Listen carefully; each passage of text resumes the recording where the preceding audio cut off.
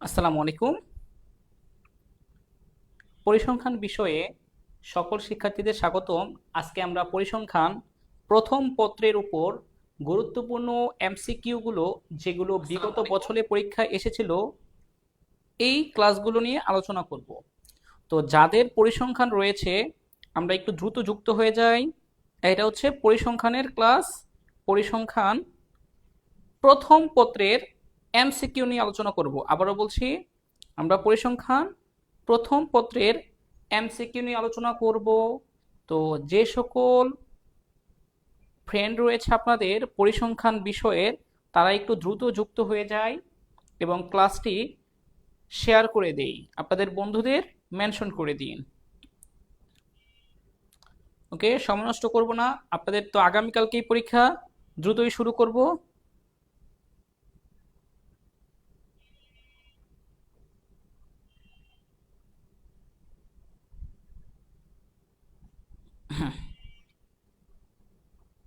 সবাই একটু তাড়াতাড়ি যুক্ত হয়ে যায়।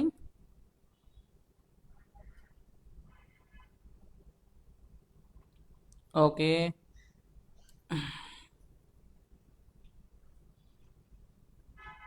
ওয়ালাইকুম আসসালাম। না, এগ্রিকালচার বিষয়তে বলেছি যে এগ্রিকালচার বিষয়ে ক্লাস নেওয়া সম্ভব হবে না। সবাই একটু সাথে ক্যালকুলেটর নিয়ে বসেন। আবারও বলছি, আজকে আমরা পরিসংখ্যান প্রথম পত্রের আমরা এমসিকিউ সমাধান করব এবং এইচএসসি 25 যারা আছেন তাদের বলছি, এই ক্লাস থেকে আপনি আগামীকালকে 20টা 20টা এমসিকিউ কমন পাবেন। বেশি বললাম না, যেটা মানে কমন পাওয়াটা স্বাভাবিক এবং পরে আস্তে আস্তে এই সম্পর্কে বললাম। আজকের এই ক্লাসটা মনোযোগ সহকারে করবেন, 20টা কমন পাবেন। সারা বাংলাদেশ পরিসংখ্যান একটা এমসিকিউ প্রশ্ন হবে সারা বাংলাদেশে। ম্যানেজমেন্ট, অ্যাকাউন্টিং যেমন আলাদা আলাদা প্রশ্ন হয়, পরিসংখ্যানে একটা প্রশ্ন হবে। তাই সবাই একটু খাতা কলম নিয়ে বসেন এবং সাথে ক্যালকুলেটর নিয়ে বসেন। আর যে সকল বন্ধুদের পরিসংখ্যান রয়েছে তাদেরকে মেনশন করে দিন, ঠিক আছে? ক্লাসে সবাই একটু শেয়ার করে দিন। আর যে সকল বন্ধুদের পরিসংখ্যান বিষয়টা রয়েছে তাদের মেনশন দিন। ওকে, আমরা রাত্রে আবার ক্লাস নিব। এখন এমসিকিউ, রাত্রে সিকিউ এবং আগামীকালকে সকালে সিকিউ, ঠিক আছে? যা যা বলি, যেভাবে বলি একটু বুঝবেন, বোঝার পরে দেখবেন এমসিকিউতে কোনো সমস্যা থাকবে না। কোনটি পরিসংখ্যান নয়? আচ্ছা, পরিসংখ্যান হচ্ছে সংখ্যায় প্রকাশিত। আবারও দেখি, এই কথাটা মনে রাখবেন, সংখ্যায় প্রকাশিত হইতে হবে এবং এটা হইতে হবে তথ্যের সমষ্টি। এই কথাটা মনে রাখবেন। অ্যাকাউন্টিং এ যেমন পড়ছেন না আপনারা, হিসাব বিজ্ঞানে তো পড়ছেন, হিসাব বিজ্ঞান হইতে হলে সংখ্যায় প্রকাশিত হইতে হয় এবং এটা লেনদেন হওয়া লাগে। মনে রাখবেন, পরিসংখ্যানের একক কোনো বিষয় একক কোনো বিষয় এটা আমাদের পরিসংখ্যান হইতে পারবে না। একজন শিক্ষার্থীর মাসিক গড়, গড় বললে সেটা পরিসংখ্যান। একাদশ শ্রেণীর শিক্ষার্থীদের গড়, গড় বয়স পরিসংখ্যান। হারুনের দৈনিক গড় আয় পরিসংখ্যান। রুবির বয়স 18 বছর, এটা একক বিষয়, এটা পরিসংখ্যান নয়। একক কোনো বিষয় পরিসংখ্যান হইতে পারবে না। Is it clear? একটা এমসিকিউ এরকম থাকবে, পরিসংখ্যান নয় কোনটি পরিসংখ্যান। আপনারা তো জানেন 25টা এমসিকিউ আসবে পরিসংখ্যান বিষয়ে। এর মধ্য থেকে ইনশাল্লাহ এই ক্লাসটা বুঝতে পারলে 20টি কমন পেয়ে যাবেন। এই জন্য ঠান্ডা মাথায় ভালো করে করবেন, ঠিক আছে? এরপরে আসেন, এরপরেরটা, এটা আপনারা বলেন কোনটি পরিসংখ্যান। এবার এটা বলেন। একটু আগে বলছি আমি একক কোনো বিষয় পরিসংখ্যান নয়, তাহলে এখানে পরিসংখ্যান কোনটা হবে? ফিনান্স ক্লাস 3 তারিখের পরে, হ্যাঁ? ওকে, এইটা কোনটা হবে বলেন, যে কোনটি পরিসংখ্যান? কোনটি পরিসংখ্যান? রনির বয়স 16 বছর, একক বিষয়, এটা পরিসংখ্যান হইতে পারে না। বাড়ির নম্বর 5, এটাও কোনো একক বিষয়, পরিসংখ্যান হইতে পারে না। সুমনের মাসিক আয়ের গড় পরিসংখ্যান। একটি কলমের দৈর্ঘ্য 5 ইঞ্চি, একটা কলম, পরিসংখ্যান নয়। উত্তর হবে কি গ। যারা আগে ক্লাস করেছিলেন তাদের জন্য একটা রিভিশন। আমি আজকে করাবো হচ্ছে 2023 সালের, 2022 সালের, 2019 সালের, 2018 সালের আর 17 সালের এইগুলোর এমসিকিউ গুলো থেকে যেগুলো শর্ট সিলেবাস অনুযায়ী আছে সেইগুলো করাবো। ওকে, 2 এর গ, ভেরি গুড। এরপরে আসেন এটা, নিচের কোনটি পরিসংখ্যানের বৈশিষ্ট্য? পরিসংখ্যানের বৈশিষ্ট্য একটু আগে বলছি, পরিসংখ্যান হচ্ছে সংখ্যায় প্রকাশিত, বহুবিধ কারণ দ্বারা প্রভাবিত তথ্যের সমষ্টি। পরিসংখ্যান হচ্ছে তথ্যের সমষ্টি, সমজাতীয় তুলনাযোগ্য হইতে হয়, এগুলো হচ্ছে পরিসংখ্যানের বৈশিষ্ট্য। তথ্য উপস্থাপন, তথ্য বিশ্লেষণ, তথ্য সমষ্টি, তথ্য সংগ্রহ। এর মধ্যে উপস্থাপন, বিশ্লেষণ, সংগ্রহ এগুলো হচ্ছে পরিসংখ্যানের কার্যাবলী। সবাই একটু কষ্ট করে পরিসংখ্যানের কার্যাবলীটা মুখস্থ করি, এটা আসে।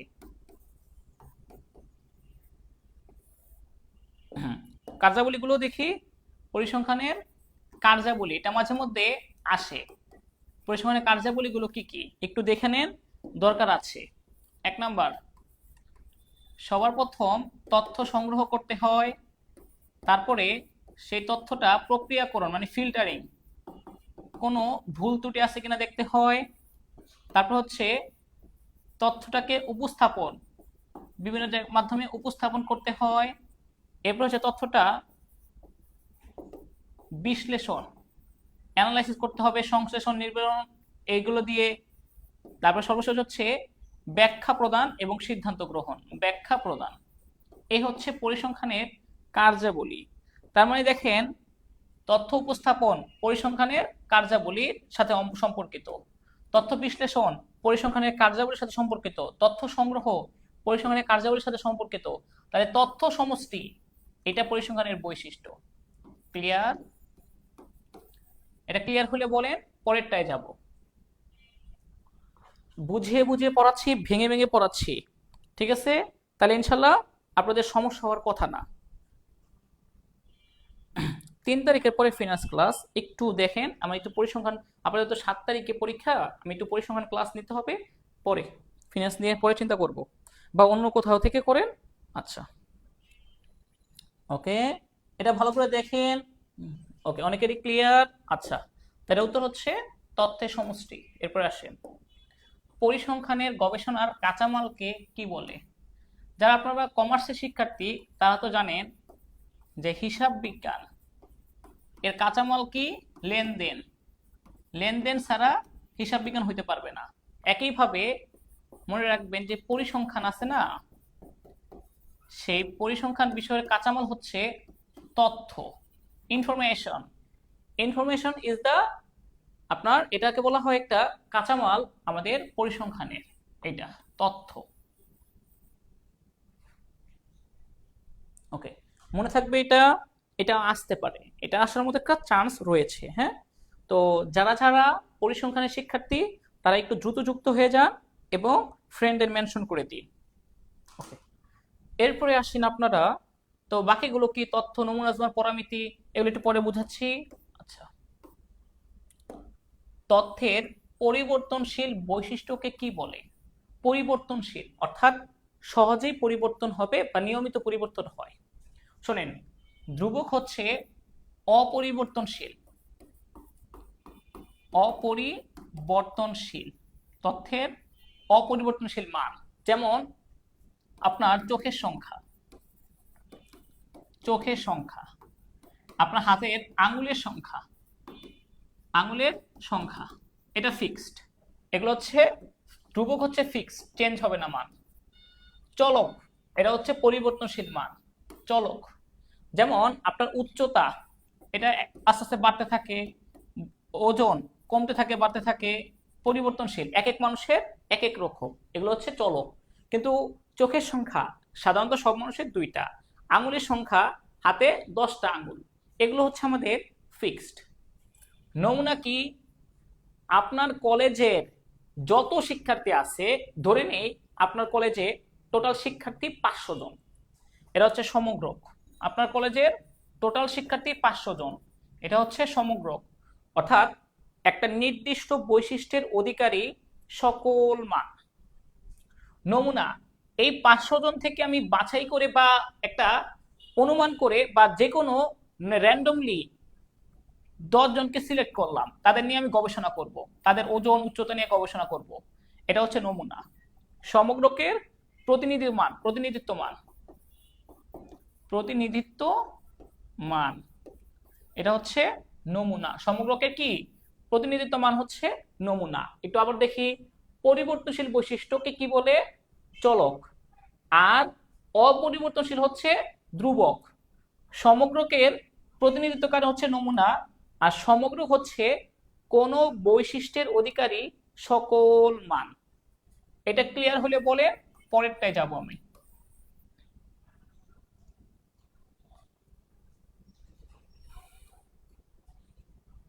ওকে, বুঝতে পেরেছেন নিশ্চয়ই? আচ্ছা,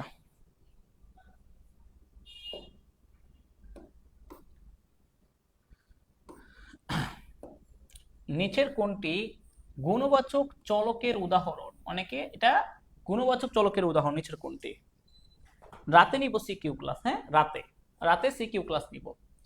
গুণবাচক চলকের উদাহরণ, গুণবাচক যেটা হচ্ছে সংখ্যায় প্রকাশ করা যাবে না, সংখ্যায় প্রকাশ করা যায় না। যেমন এই যে গুণবাচক চলক সংখ্যায় প্রকাশ করা যাবে না। বয়স সংখ্যায় প্রকাশ করা যায়, কারো বয়স 16, কারো বয়স 20, তাহলে এটা হবে না। উচ্চতা সংখ্যায় প্রকাশ করা যায়, 5 ফুট, 4 ফুট, 3 ফুট। ওজন সংখ্যায় প্রকাশ করা যায়। এই মেধাটা কখনো সংখ্যায় প্রকাশ করা যাবে না, এটা গুণবাচক চলক। এছাড়া গুণবাচক চলক কি? গায়ের রং, আপনার ধর্ম, এগুলো সংখ্যায় প্রকাশ করা যাবে না। মেধা, গায়ের রং, ধর্ম, বর্ণ, এগুলো সংখ্যায় প্রকাশিত হয় না। এগুলো হচ্ছে গুণবাচক চলক। চলক দুই ধরনের, একটা হচ্ছে পরিমাণবাচক, একটা গুণবাচক। তার মধ্যে গুণবাচক হচ্ছে এটা, আর এই তিনটা হচ্ছে পরিমাণবাচক। এরপরেরটায় আসেন, কোনটি বিচ্ছিন্ন চলক? তার মানে হচ্ছে বিচ্ছিন্ন বিচ্ছিন্ন মান গ্রহণ করে। একটু বুঝায় নেই, চলক মূলত দুই ধরনের। একটা হচ্ছে গুণবাচক, একটা পরিমাণবাচক। তার মধ্যে পরিমাণবাচক আবার দুইটা, একটা হচ্ছে বিচ্ছিন্ন, একটা হচ্ছে অবিচ্ছিন্ন। ঠিক আছে, একটা হচ্ছে বিচ্ছিন্ন, একটা হচ্ছে অবিচ্ছিন্ন। বিচ্ছিন্নটা হচ্ছে পূর্ণমান, এটা ভগ্নাংশ হইতে পারে না। অবিচ্ছিন্ন ভগ্নাংশ হইতে পারবে, অবিচ্ছিন্ন ভগ্নাংশ হইতে পারে। এক্সাম্পল দেখেন, ক্লিয়ার হয়ে যাবেন। যেমন বিচ্ছিন্ন, আপনার পরিবারের সদস্য সংখ্যা 4 জন হইতে পারে, 5 জন হইতে পারে, 7 জন হইতে পারে, কিন্তু পরিবারের সদস্য সংখ্যা কখনো কি হইতে পারে 5.5 জন, 6.5 জন, 6.35 মানুষ হইতে পারে না। অবিচ্ছিন্ন, এটা ভগ্নাংশ মান হইতে পারে।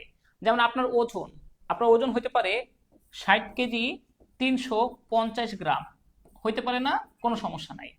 তার মানে বিচ্ছিন্ন চলক হচ্ছে যেগুলো পূর্ণ সংখ্যা, যেটার ভগ্নাংশ হয় না, শুধু পূর্ণ সংখ্যা নেয়। তো আমরা দেখি কোনটা কোনটা। শিক্ষার্থীর ওজন ভগ্নাংশ হইতে পারবে, বৃষ্টিপাতের পরিমাণ ভগ্নাংশ হইতে পারে, 31.35 হইতে পারে, তাপমাত্রা ভগ্নাংশ হইতে পারে, যে 31.31 তাপমাত্রা গড় এরকম।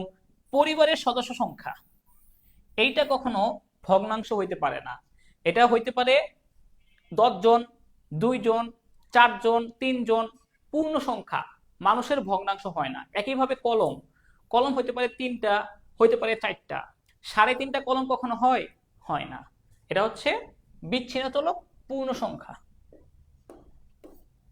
এরপর আসে কোনটি বিচ্ছিন্ন চলক, এটা আপনারা বলেন দেখি। সেম উত্তর হচ্ছে পরিবারের সদস্য সংখ্যা, শিক্ষার্থীদের ওজন, বয়স, ঢাকা শহরের মাসিক তাপমাত্রা, এগুলো হচ্ছে অবিচ্ছিন্ন। এগুলো হচ্ছে কি অবিচ্ছিন্ন, এটা এটা এবং এটা অবিচ্ছিন্ন। আর পরিবারের সদস্য সংখ্যা হচ্ছে বিচ্ছিন্ন। আশা করি বুঝতে পেরেছেন এতক্ষণে। তারপর আসেন কোনটি অবিচ্ছিন্ন চলক, এটা আপনারা বলেন দেখি। দেখি এই 9 নম্বরটা কে বলতে পারেন, দেখি এই 9 নম্বরটা কে বলতে পারেন।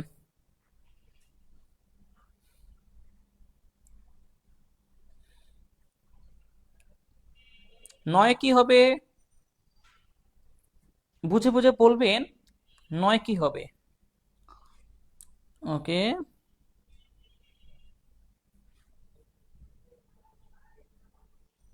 ঘ, অনেকে সবাই বলতেছেন ঘ। আচ্ছা, 9 ডি, হাবিবুর, অর্জুন, আচ্ছা আবির, ঠিক আছে, আফসানা, ঘ। বাড়ির নম্বর, এটা অবিচ্ছিন্ন হয় না। ছাত্রছাত্রীর সংখ্যা 100 জন হইতে পারে, 300 জন হইতে পারে, কিন্তু ভগ্নাংশ হয় না। ফুটবল খেলায় গোলের সংখ্যা 1 গোল হইতে পারে, 0 গোল হইতে পারে, 5 গোল হইতে পারে, 7 গোল হইতে পারে। উচ্চতা, এটা অবিচ্ছিন্ন। যেন আপনার উচ্চতা হইতে পারে কত, 4 ফুট 9 ইঞ্চি, 5 ফুট 3 ইঞ্চি, 5 ফুট 8 ইঞ্চি, হইতে পারে না? এরকম হইতে পারে। উচ্চতাটা এমনিও হইতে পারে, বা অনেক উচ্চতা এরকম হয় 1.56 মিটার, এরকম হইতে পারে। এটা ভগ্নাংশ মান হইতে পারে। তাহলে এটা হবে কি উচ্চতা। উচ্চতা হবে হচ্ছে অবিচ্ছিন্ন চলক, যেটা যে কোনো ভগ্নাংশ মান হইতে পারবে, এটা হচ্ছে ভগ্নাংশ হবে। ওকে, আশা করি বুঝতে পেরেছেন। তারপর আসেন এবার একটু অঙ্ক করি আমরা। হ্যাঁ, সবাই একটু ক্যালকুলেটর নিয়ে রাখেন, অঙ্ক করব।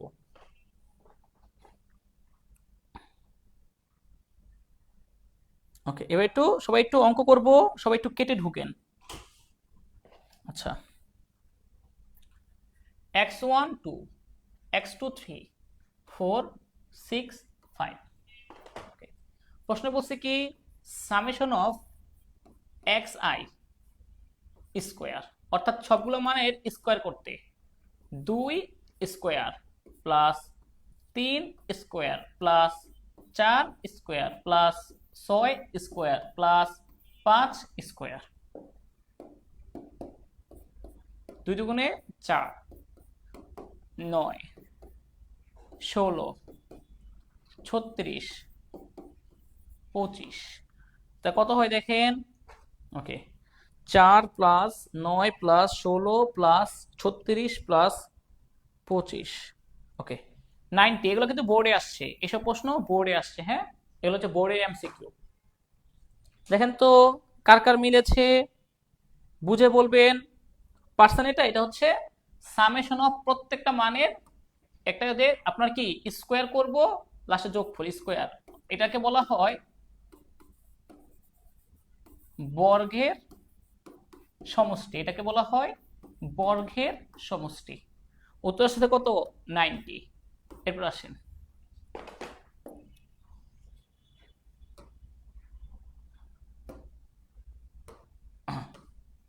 কত আসছে 10-এ, 11-তে। হ্যাঁ, ওকে। এটা বলেন তো xi2, x2 4, x3 5, x4 3, এটা কত হবে? এটা আপনারা বের করে দেখি। আমি আমি একটা করাইছি, এটা আপনারা করেন, এটা আপনারা করবেন।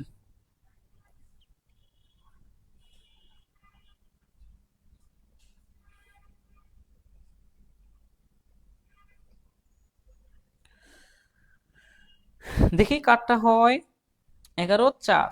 আচ্ছা দেখি 2 square 4 square 5 square 3 square, 2 square 4, 4 square 16, 25 9।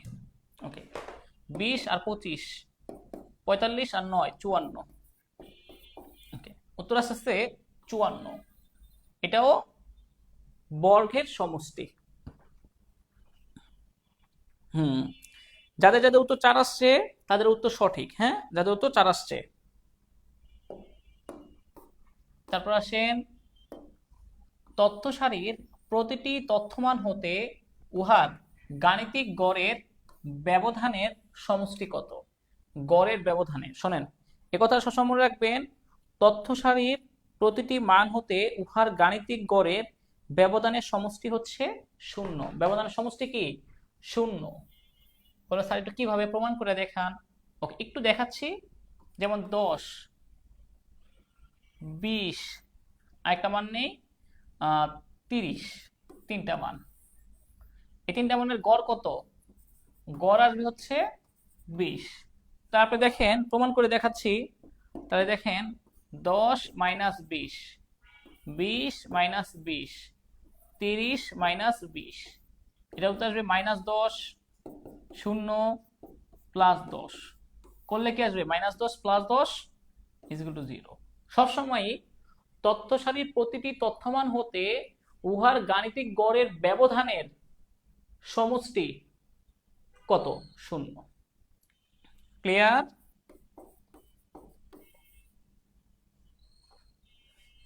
ওকে, ঋতু, রুহানি, আশা করি ভালো পারবেন। এগুলো এমসিকিউ, এগুলো থেকে পরীক্ষা আসবে। ওকে, মোটামুটি বলা যায় প্রথম অধ্যায় আমাদের অনেকটাই শেষ। এছাড়া প্রথম অধ্যায় থেকে আসার মতো আমাদের উপযুক্ত দু একটা এমসিকিউ বলি। যেমন হচ্ছে আপনাদের যে রক্তচাপ,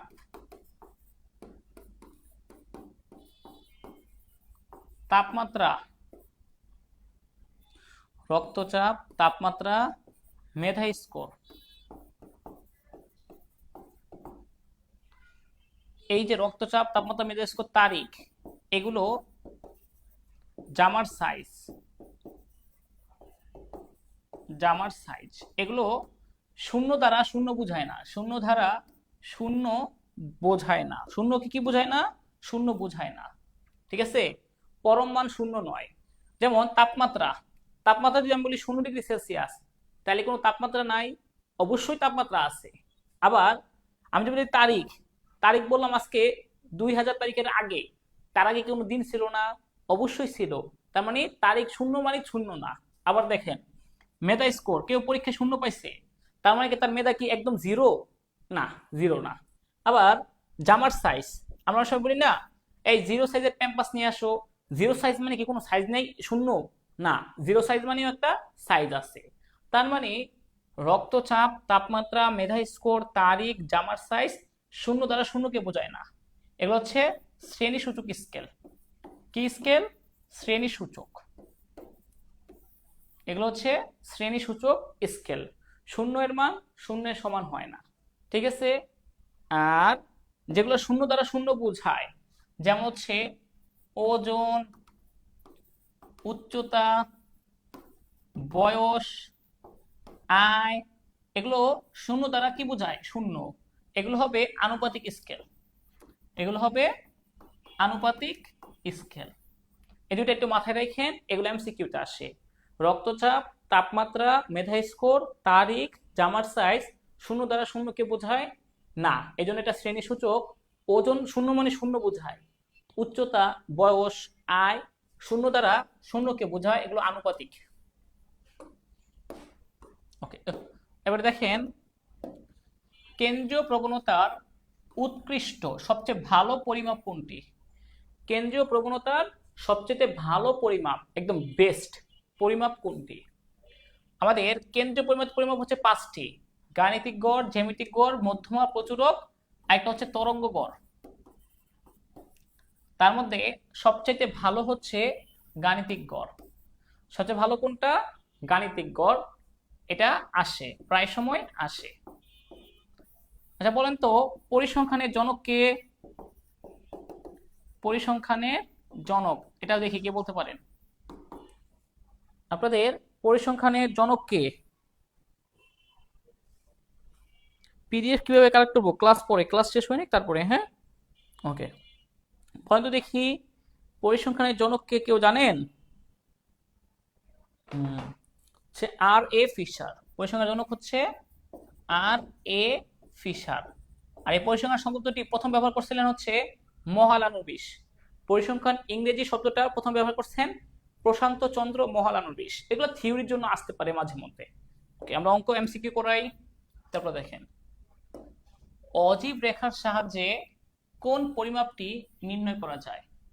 মনে রাখবেন, আমরা অজীব রেখা হচ্ছে যে এরকম, অজীব রেখাটা হচ্ছে এরকম, এরকম যায়, অজীব রেখাটা এরকম যায়। এর সাহায্যে আপনি এটা যে মাঝখানের রেখাটা, এই মাঝখানেরটা হচ্ছে মধ্যমা। অজীব রেখার সাহায্যে মধ্যমা নির্ণয় করা যায়। আর আরেকটা হচ্ছে আমাদের, আপনারা অনেকে করছেন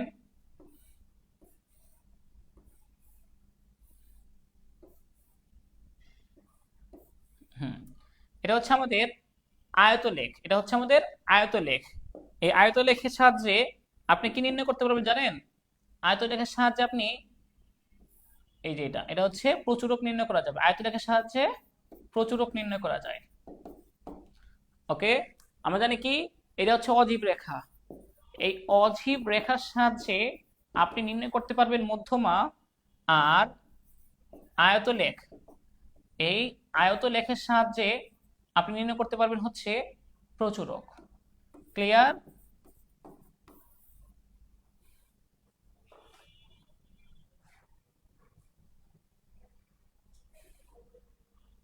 ওকে, তো 14তে কি হবে? প্রচুরক।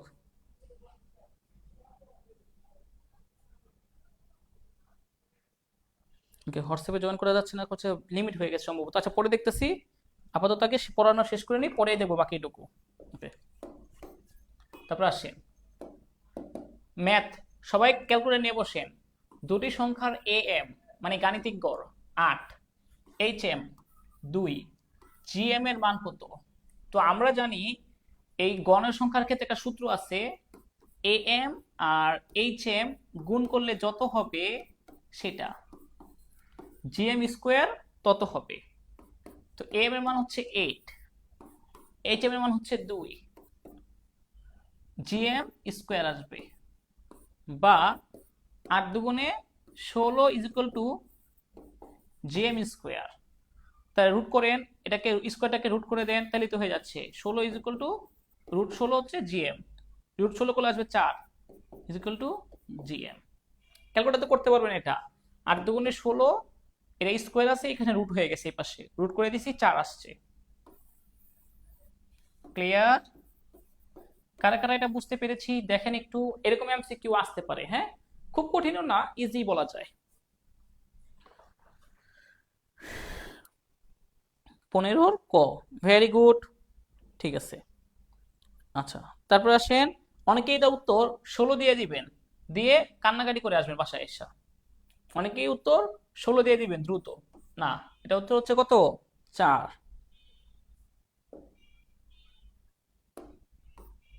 ঠিক আছে, এম এবং এইচ এম গুণ করলে কি হবে আমাদের? জিএম স্কোয়ার পাই। তো স্কোয়ারকে রুট করলে তো আবার 4 হয়ে যায়, তাই না? এখানে তো জিএম স্কোয়ার বলে নাই, বলছে জিএম। ওকে, তারপর আসেন, এখানে একটা মিস্টেক আছে, যে এখানে 1a, এখানে একটা মানে এ আছে, এখানে এ হবে একটা মাইনাস এ, শুধু এ, এটা হবে এ বাস, ঠিক আছে। ওকে, -2a, -a 0, a 2a, এটার ইয়া কত? গড়, গাণিতিক গড় কত? ওকে, গাণিতিক গড় হচ্ছে এখানে -2a, -2a, -a plus a, -2a plus 2a আর 0। ওকে, কয়টা এ আছে দেখেন, এই দুইটা কাটাকাটি হয়ে যাবে, ভাগ করলে লাস্টে এই শূন্যটা চলে আসে মাঝখানের সংখ্যাটাই। এটা হচ্ছে আমাদের গড়, এটা হচ্ছে আমাদের গড়। কিভাবে পেয়েছি দেখেন, -2a, 2a, -a, a 0 সবগুলো যোগ করে ভাগ করলে উত্তর আসবে আলটিমেটলি 0। স্যার কিভাবে? -2, 2, -1a, a, তাহলে থাকে কি 0। 0 তো উত্তর তো 5, আপনি 0কে যদি 5 দ্বারা ভাগ করেন 0ই তো আসবে, তাই না? আর এটা ভাগ করা তো অর্থহীন হয়ে যায়, উত্তর আসবে মাঝখানের সংখ্যাটা। আসেন এটা দেখেন, কালকে আসার চান্স 99% আসার চান্স। এটা 22 সালে এসেছিল। প্রথম n সংখ্যক স্বাভাবিক সংখ্যার গড় কত?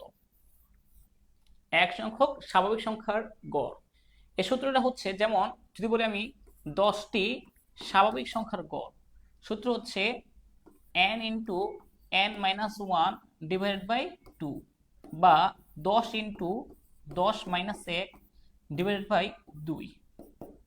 কত হয় দেখি, যে 10 গুণ 9 ভাগ 2, অর্থাৎ এটা তো আমাদের মেশ টপোলজি সূত্র বলে ফেলছি। আচ্ছা একটু মিনিট, এটা সূত্রটা হচ্ছে আমাদের n plus one divide by two. Okay, n plus one divide by two, এইটা। হ্যাঁ, এটা একটু কারেকশন করে নেন। n plus one divide by two, তা 10টির ক্ষেত্রে কি হবে, 10 প্লাস 1 ডিভাইড বাই 2, কত আসবে, 5.5। এটা ওই আগেরটা ম্যাশ টপোলজি সূত্র লিখে ফেলছিলাম আইসিটি। আচ্ছা, সুতরাং n স্বাভাবিক সংখ্যার গড় হচ্ছে n plus one divided by two, minus হবে না, n বাই টু হবে না, n plus n by one plus one এটাও হবে না। ঠিক আছে, তো এটা উত্তরটা কি হবে,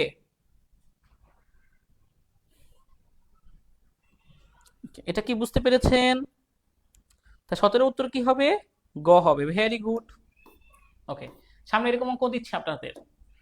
যদি কোনো চলকের গাণিতিক গড় 10, প্রতিটি চলকের মান থেকে 2 বিয়োগ করা হয়, নতুন চলকের গাণিতিক গড় কত? আচ্ছা, ধরেন তিনটা সংখ্যার গাণিতিক গড় 10, যেমন আমি নেই 10, 15, 5, এই তিনটা সংখ্যা ধরে নিলাম, মনে মনে ধরে নিলাম। এই তিনটা সংখ্যার গড় 10, প্রতিটি মান থেকে 2 বিয়োগ করা হয়। ওকে, আপনি করেন।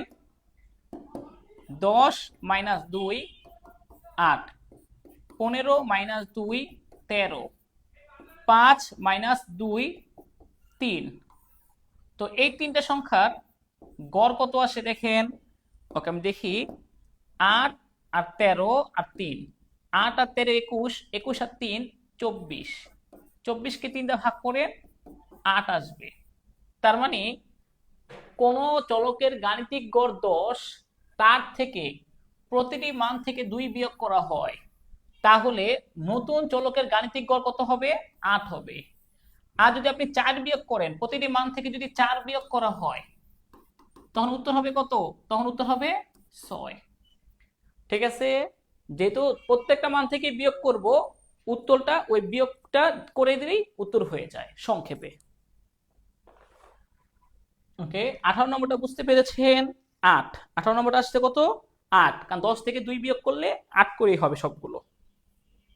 ওকে, এরপর আসে এটা, 30 জন শিক্ষার্থীর গড় স্কোর 70। ক্লাস পরে আমি একটা এক্সাম নিব, আবার বলছি ক্লাস শেষে একটা এক্সাম নিব, দেখব কার কি অবস্থা। 25টা এমসিকিউ থাকবে এক্সামে, 25টা এমসিকিউ থাকবো। জাস্ট আমাকে যাচাই করার জন্য আপনাদের এক্সাম নিব, যে আপনারা কি বুঝতে পারছেন, পরীক্ষা আসলে কতটুকু পারবেন, একটাই এক্সাম নিব। ওকে,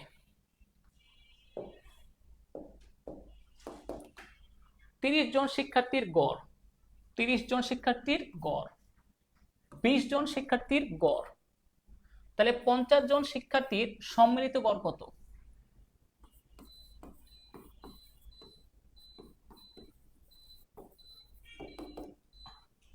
ওকে, সূত্রটা লেখেন।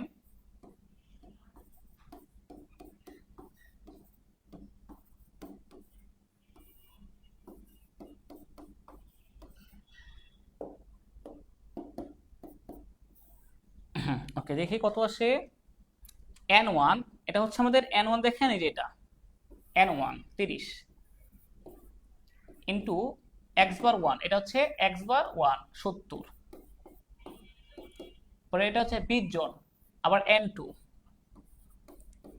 শিক্ষার্থীর গড় কত 75, x বার 2, আর 50 জন হয়েছে না মোট, n1 প্লাস n2, অর্থাৎ 30 প্লাস 20। এ হচ্ছে সূত্র আমাদের সম্মিলিত গড়ের সূত্র। এটা প্রথম 30 জনের গড় এত, তার মানে এটা হচ্ছে n1, এটা হচ্ছে x বার 1, এটা হচ্ছে n2, আর এটা হচ্ছে x বার 2। ওকে, সূত্র বসাইলাম, 30 ইন্টু 70 প্লাস 20 ইন্টু 75 ভাগ 50, আমার আসছে 72। সম্মিলিত করে সূত্রটা দেখছেন, পরীক্ষা আসলে পারবেন। সম্মিলিত করে পরীক্ষাটাকে আসলে পারা যাবে এটা?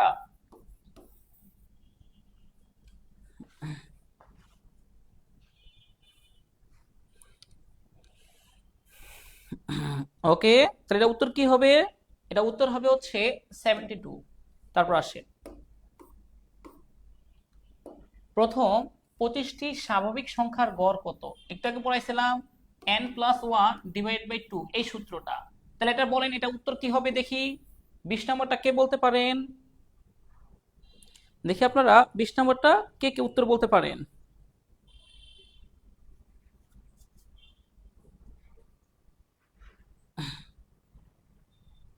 বিশ্বের উত্তর কি হবে?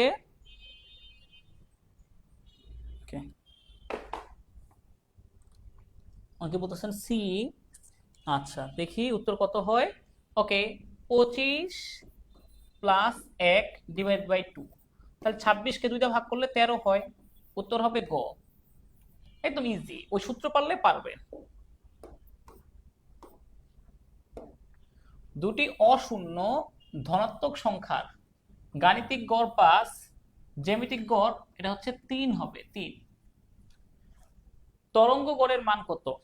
ওকে, আমাদের আছে গাণিতিক গড়, এটা মানে হচ্ছে am, জ্যামিতিক গড় gm। আচ্ছা, তো তরঙ্গ গড় কত? ক্যালকুলেটর দিয়ে করে দেখেন। আমরা জানি am into hm is equal two gm square. am এর মান কত দেওয়া আছে? 5 ইন্টু hm টা বের করব, আর gm স্কোয়ার অর্থাৎ 3 স্কোয়ার, বা hm টাকে এখানে রাখেন, যেহেতু এখানে গুণ আছে 5টা, এ পাশে আসলে কি হবে? ভাগ হবে। 3 স্কোয়ার আর নিচে ভাগ 5, দেন কত আসে? 3 স্কোয়ার মানে 9 ভাগ 5, 1.8। 1.8। Is it clear? এই সূত্রটা মুখস্থ রাখতে হবে। হ্যাঁ, আপনাদের এটা হচ্ছে মেজর সূত্র, এই সূত্রটা মুখস্থ রাখতে হবে। এটা 1.8, এটা উত্তর আসছে কত আমাদের? 1.8।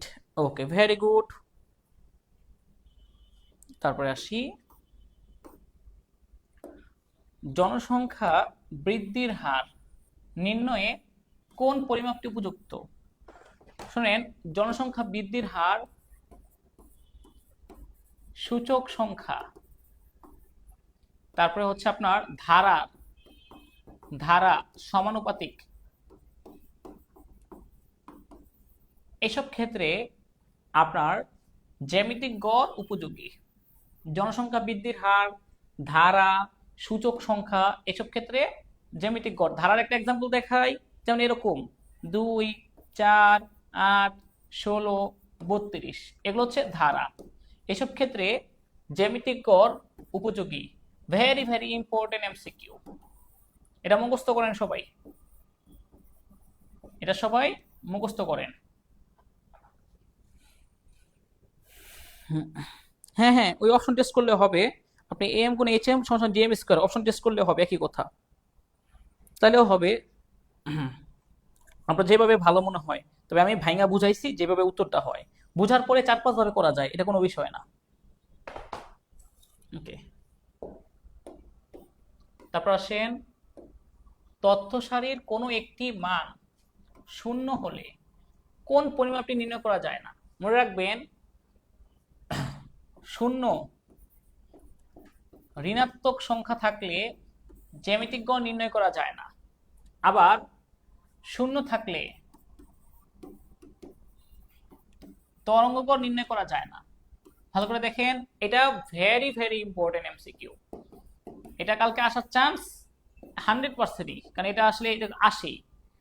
কোন তথ্য সারির শূন্য থাকলে সেটা তরঙ্গ গড় নির্ণয় করা যায় না, আবার শূন্য এবং ঋণাত্মক যেটাই থাকুক না কেন জ্যামিতিক গড় নির্ণয় করা যায় না। যেমন একটা তথ্য মান লিখি 5, 3, 0, 8, এসব ক্ষেত্রে আপনি এটা দিয়ে তরঙ্গ জ্যামিতিক কোণ নির্ণয় করতে পারবেন না, কারণ শূন্য দিয়ে গুণ করলে মান আসবে না, তরঙ্গ কোণ নির্ণয় করতে পারবে না। আর ঋণাত্মক মান থাকলেও যদি এরকম থাকতো 10, তবে -8 আছে, তখন এটা জ্যামিতিক কোণ শুধু নির্ণয় করা যাইতো না। এক কথায় প্রশ্ন বলি, শূন্য থাকলে জ্যামিতিক গড় এবং তরঙ্গ গড় নির্ণয় করা যায় না। ঠিক আছে, এটা খুবই গুরুত্বপূর্ণ। এটা ঠিক আছে, এটা খুবই গুরুত্বপূর্ণ।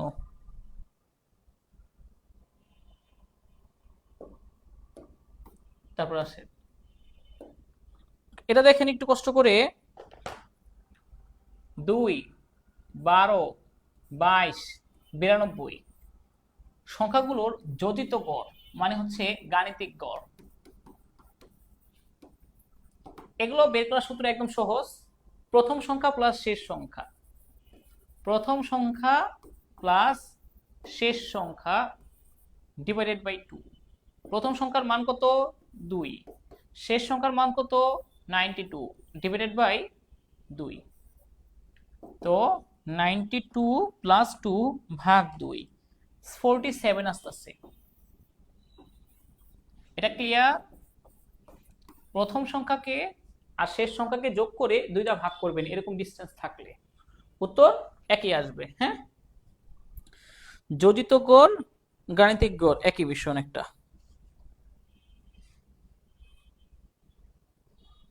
মনে থাকবে এটা, বুঝতে পেরেছেন? আচ্ছা, তারপর আসি,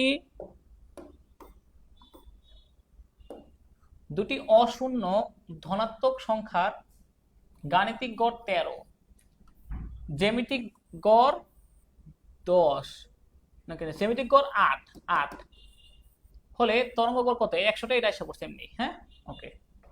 গাণিতিক গড় কত 13, জ্যামিতিক গড় 8। ওকে, তা বলছি এখানে তরঙ্গ গড় কত?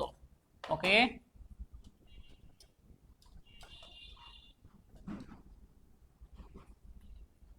একটু আগে যেটা দেখাইছিলাম একইভাবে am গুণ hm gm স্কয়ার। am এর মান কত 13, hm এর মানটা বের করব, gm স্কয়ার কত 8 স্কয়ার, বা hm টাকে এখানে রাখি, 8 স্কয়ার 64, 13টাকে নিচে এসে পড়বে ভাগ, তো 64 ভাগ 13 4.92 এটা কিসের মান? hm, harmonic mean. উত্তর হবে কত? 4.92। এটা কি ক্লিয়ার? এটা দুইবার করাইলাম না, একই অঙ্ক। আশা করি এরকম অঙ্ক আসলে কারো সমস্যা হবে না। পরিসংখ্যান বিষয়টা সহজ এবং মজাদার, যদি পারেন, আর না পারলে অনেক কঠিন।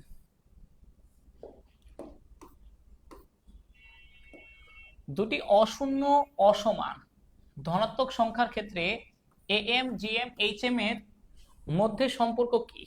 শোনেন, এটা এখানে চিত্র দিতে একটু ভুল হয়েছে, তবে আমি উত্তরটা করে দিচ্ছি। অশূন্য অসমান হইলে যেমন হচ্ছে এরকম 5, 6, 8, 10 এরকম দুইটি সংখ্যা, দুইটি অসংখ্য, তো দুটি মান, যেমন 5 আর 6 এর ক্ষেত্রেই, এই দুইটা ক্ষেত্রে আমরা মনে রাখবেন am গুণ hm সমান সমান gm স্কয়ার হবে। am সবচেয়ে বড়, তারপরে gm, তারপরে hm হবে। ঠিক আছে, এই দুইটা সূত্রটা মুখস্থ করেন।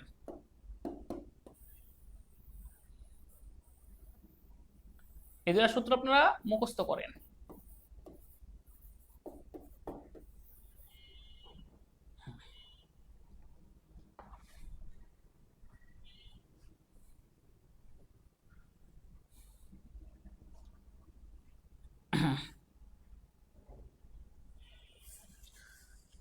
এই দুইটা সূত্র মুখস্থ করেন।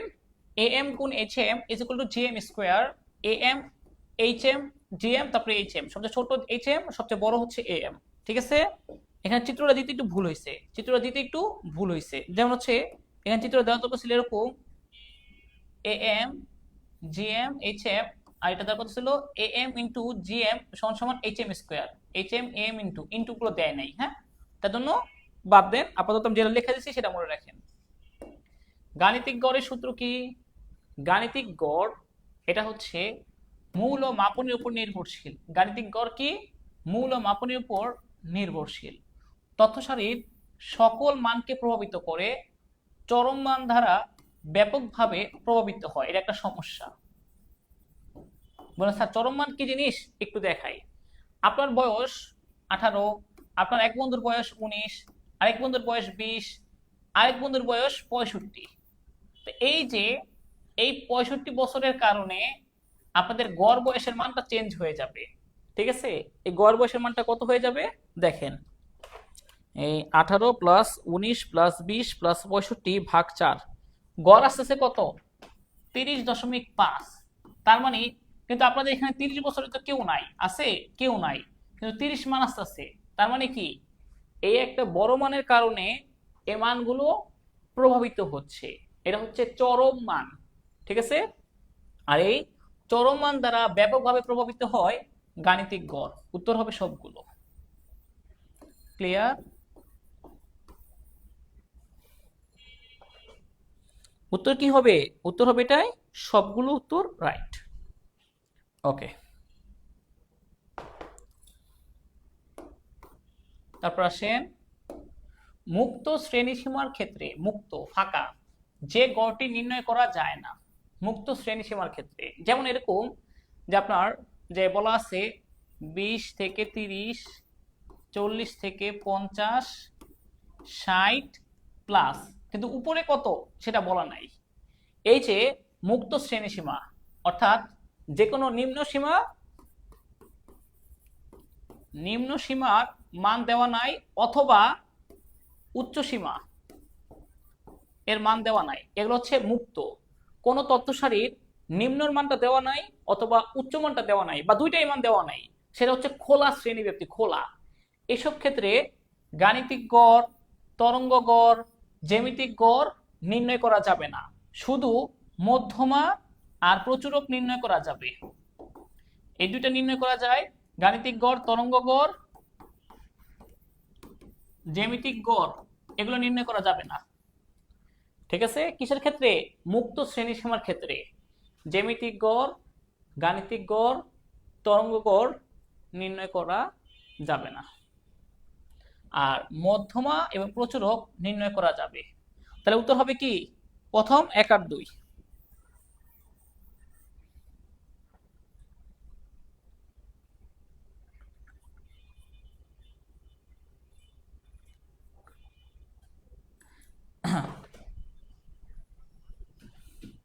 আশা করি এটা বুঝতে পেরেছেন, এবং এটা গুরুত্বপূর্ণ, এটা খুব গুরুত্বপূর্ণ। তারপর আসেন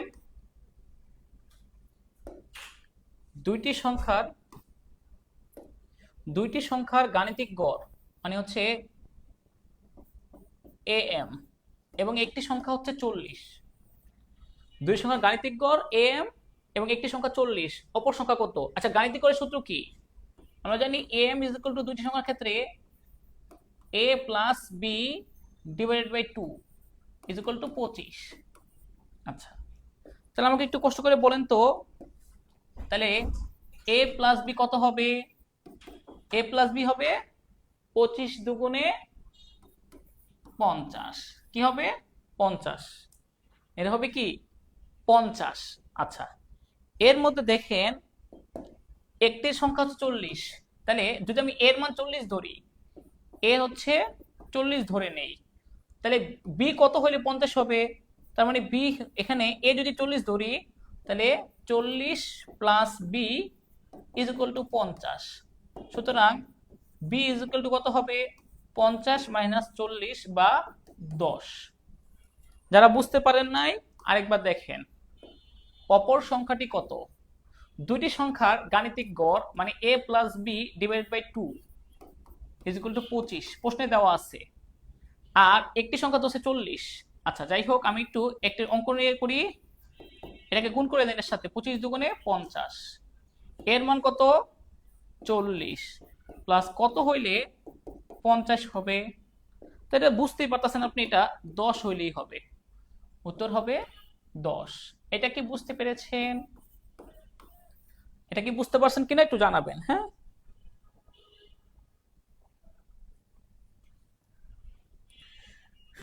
ওকে,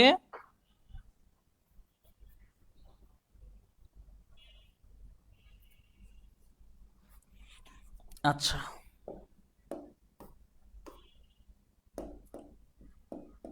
উদ্দীপকের তথ্যগুলো লক্ষ্য করো।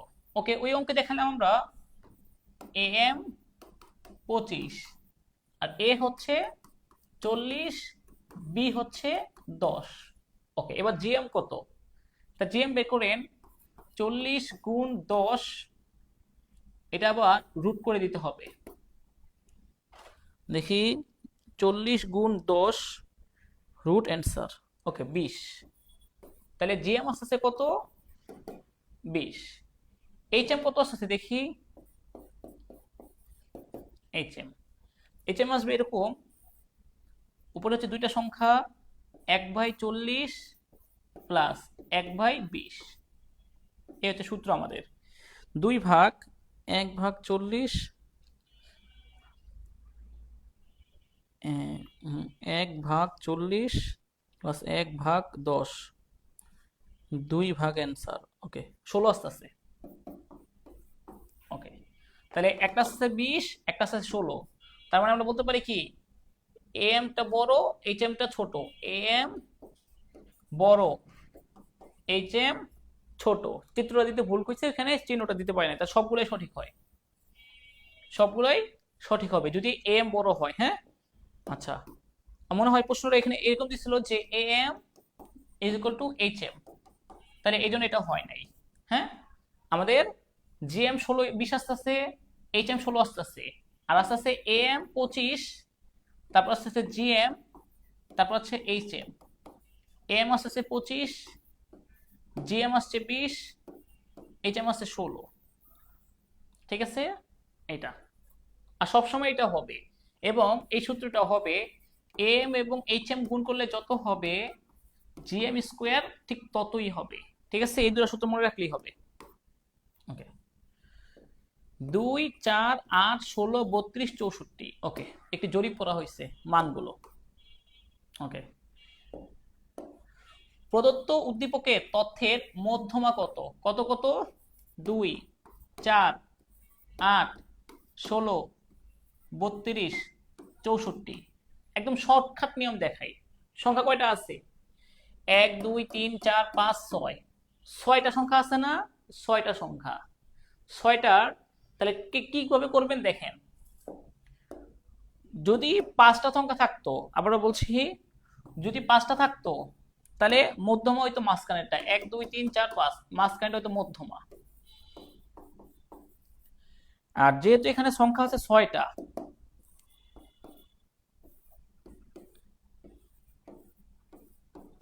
তখন করার নিয়মটা দেখেন। মাঝখানে আছে কোনটা? এই দুইটা মাঝখানে আছে, এই 8 আর 16 মাঝখানে আছে, তাই না? এই দুইটা করবেন কিভাবে শোনেন। 8 প্লাস 16 ডিভাইড বাই 2, উত্তর আসবে 12। ঠিক আছে, 6টা সংখ্যা হলে সূত্র 6টার অর্ধেক কত? 6টার অর্ধেক হচ্ছে 3, থার্ড। তার মানে third plus fourth divide by 2, এইভাবে বের করে। হ্যাঁ, ওকে, তার মানে তৃতীয় সংখ্যা প্লাস চতুর্থ সংখ্যা যোগ ভাগ 2, তৃতীয় সংখ্যা চতুর্থ সংখ্যা যোগ করে 2টা ভাগ করবেন, এ হচ্ছে 12। ঠিক আছে, 2, 4, 8, 16, 32, 64 জন্য মধ্যম আসতেছে 12। ওকে, কারা কারা বুঝতে পারছেন এটা? ওকে, তানিশা রয়, রুমি, ইয়াসমিন। তারপর আসে উদ্দীপকের প্রদত্ত তথ্যের জন্য কোন গড়টি উপযুক্ত। দেখেন, 2, 4, 8, 16, 32, 64 এগুলো হচ্ছে ধারা, ধারার অঙ্ক, অনুপাত, এগুলো হচ্ছে অনুপাত। এসবের জন্য জ্যামিতিক গড় বেস্ট। এটা কিসের জন্য? জ্যামিতিক গড়ের জন্য উপযুক্ত। এরপর আসেন, 5 জন বন্ধু অংশীদারি ব্যবসা শুরু করার সিদ্ধান্ত নিল। এই লক্ষ্যে তারা মূলধন দিচ্ছে কত দেখেন, একজন 2, একজন 4, একজন 8, একজন 16, একজন 32। ওকে, 2, 4, 8, 16, 32 এগুলো ধারা, ধারার মতো। ওকে, মূলধনগুলোর কেন্দ্রীয় মান পরিমাপের জন্য কোন পরিমাপটি উপযুক্ত? কত কত? 2, 4, 8, 16, 32।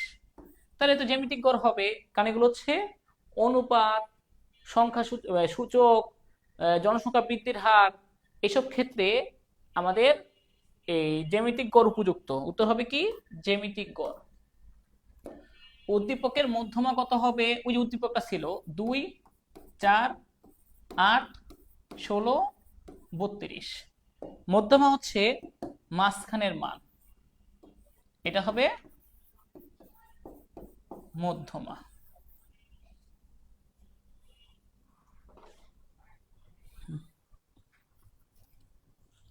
এটা কি হবে? মধ্যম হবে কোনটা?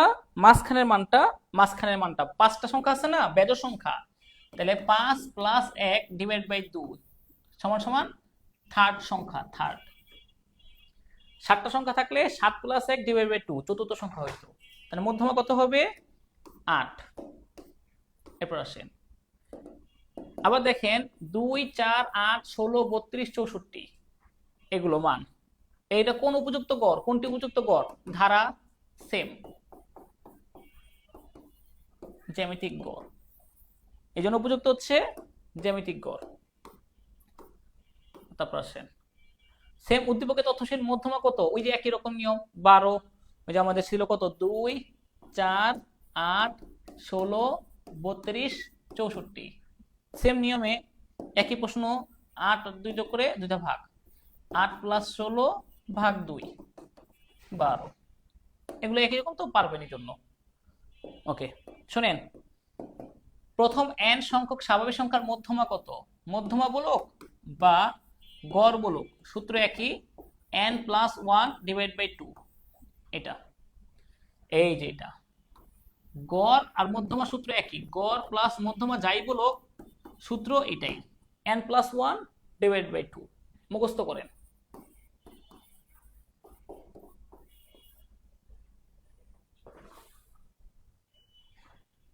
n + 1 / 2। যাদের কালকে ক্লাস আছে এটা খুব মনোযোগ সহকারে করেন, এগুলো লাগবে। হ্যাঁ, তারপর আসেন, নিচের তথ্যটাকে 37 এবং 38 এবং 39 নম্বর প্রশ্নের উত্তর। 10 থেকে 19 5 জন, 20 থেকে 29 6 জন, এখানে 10 জন হবে, 10, 8 জন, 7 জন। ওকে, বলছে এটার মাঝখানের মান কত? মধ্যমাটা চলেন দেখি। ওকে, মধ্যক শ্রেণী, আচ্ছা, এটার মাঝখানের মানটা কত হয় একটু দেখি। এই যে এটা ধরেন 10। ওকে, এই দুটা হচ্ছে, এই দুটা বাদ দেন, থাকে কত?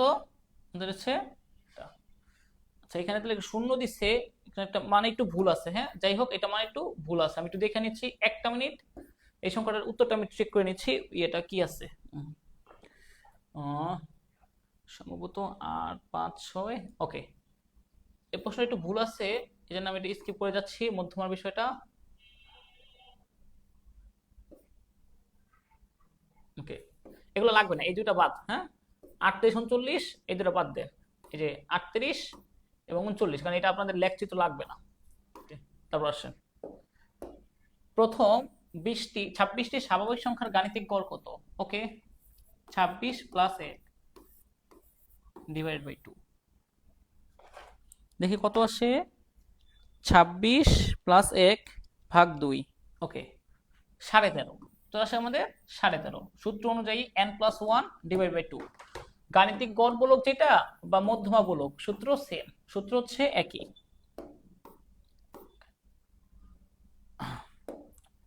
কোন তথ্য সারির প্রতিটি মান হতে গাণিতিক গড়ের ব্যবধানের বর্গের সমষ্টি।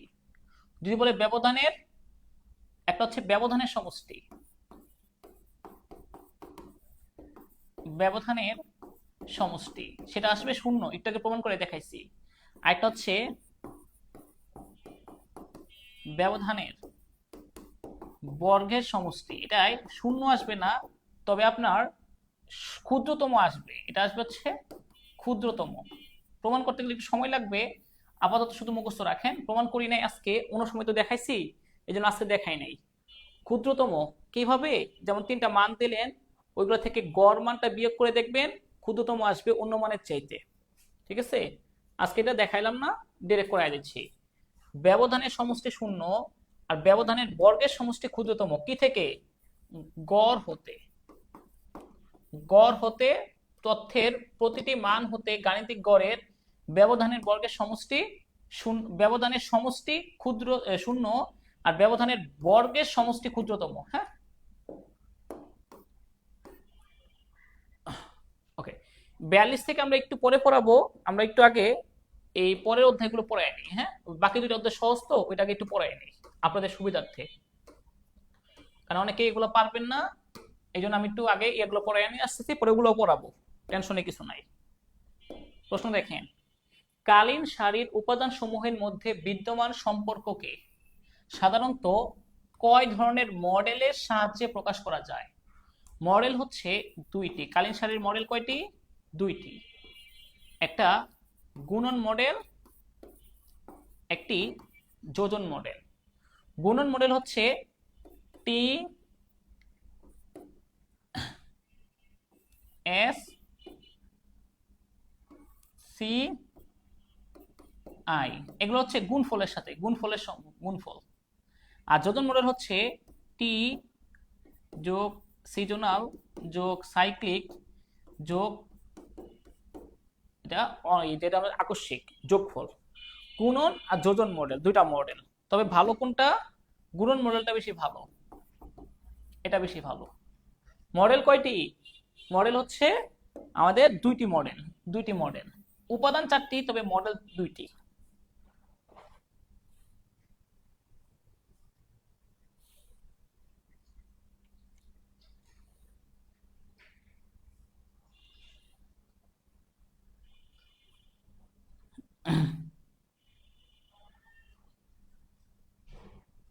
মডেল কয়টি? 2টি। আর উপাদান হচ্ছে 4টি। অনেকে এটা দেখে তাড়াতাড়ি করে চাই দিয়ে দেবে, মডেল আর উপাদান এক জিনিস না। কালীন সারির উপাদান কয়টি? উপাদান উপাদান হচ্ছে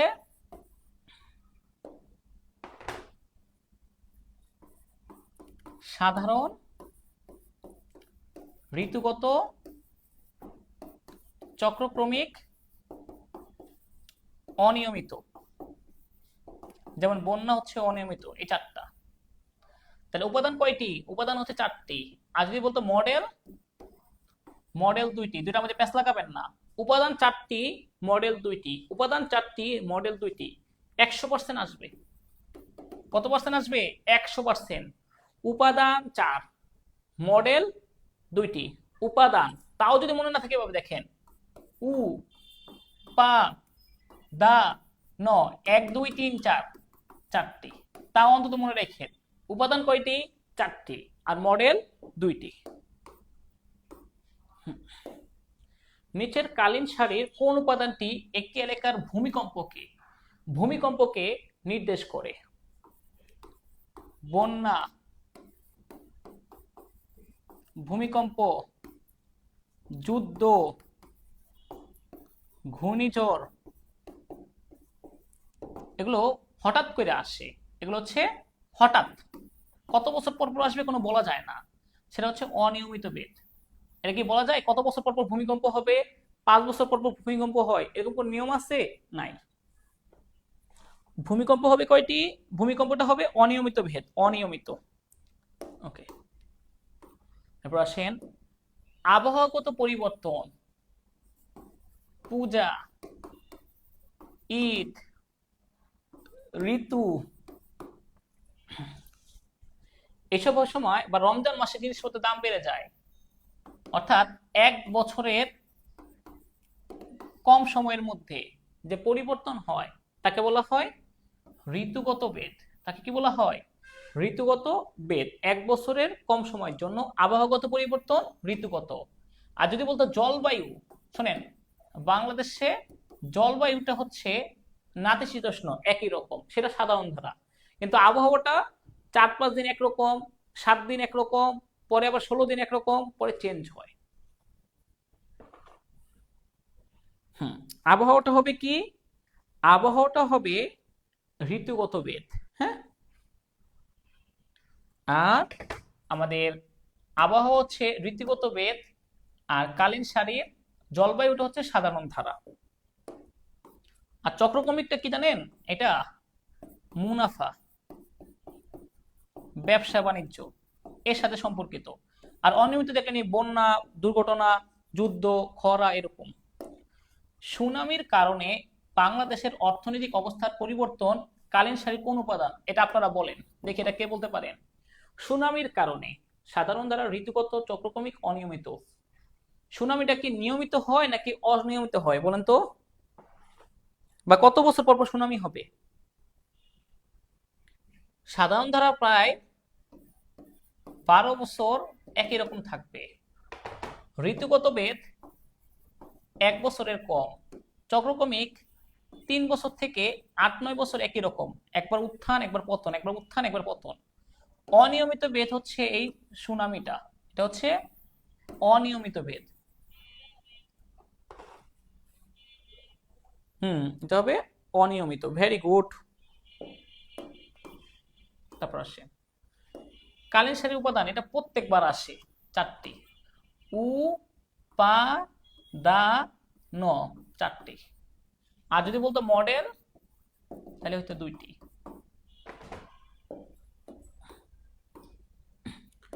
সাধারণ ধারা ওই যে প্রথমটা যেটা যেটা হচ্ছে আমাদের ট্রি, এটা নির্ণয়ের পদ্ধতি কয়টা? 3টা আছে। সাধারণ ধারা হচ্ছে নির্ণয়ের পদ্ধতি 3টা। যেমন সাধারণ ধারা উদাহরণ কি? আমাদের বাংলাদেশে জনসংখ্যা বৃদ্ধির হার অল্প অল্প করে বাড়তেছে, যেমন শিশু মৃত্যুর হার কমতেছে, ধাপে ধাপে কমতেছে। শিশু মৃত্যুর হার কমতেছে। এগুলো হচ্ছে একই রকম থাকে, বা একটু বাড়তে থাকে বা একটু কমতে থাকে, প্রায় 12 বছরের বেশি সময় একই রকম। সাধারণ দ্বারা নির্ণয় করা যায় 3টা পদ্ধতিতে। একটা হচ্ছে মুক্ত হস্ত পদ্ধতি, সেটা রেখা দিয়ে অনুমান করে টান। আধা গড় পদ্ধতি, অর্ধেক বছর পরে অর্ধেক বছর, আধা গড় পদ্ধতি। 40 নম্বর পদ্ধতি, যেমন a প্লাস বি 3টা বছর ভাগ 3, 40 নম্বর পদ্ধতি। 3টাই হচ্ছে কালীন সারির সাধারণ দ্বারা নির্ণয়ের পদ্ধতি। এটা মুখস্থ করেন। সাধারণ দ্বারা নির্ণয়ের পদ্ধতি হচ্ছে 3টা, তার মধ্যে সবচেয়ে সহজ এটা, সবচেয়ে সহজ হচ্ছে এটা। এই মুক্ত হস্ত পদ্ধতি সহজ। আর আধা গড় পদ্ধতির মাধ্যমে সিদ্ধান্ত নেওয়া যায়, ভবিষ্যৎ সম্পর্কে সিদ্ধান্ত নেওয়া যায় আধা গড় পদ্ধতির মাধ্যমে। আর মুক্ত হস্ত পদ্ধতি সহজ, ঠিক আছে? মুক্ত হস্ত পদ্ধতিটা সহজ, আধা গড় পদ্ধতির মাধ্যমে ভবিষ্যৎ সম্পর্কে সিদ্ধান্ত নেওয়া যায়।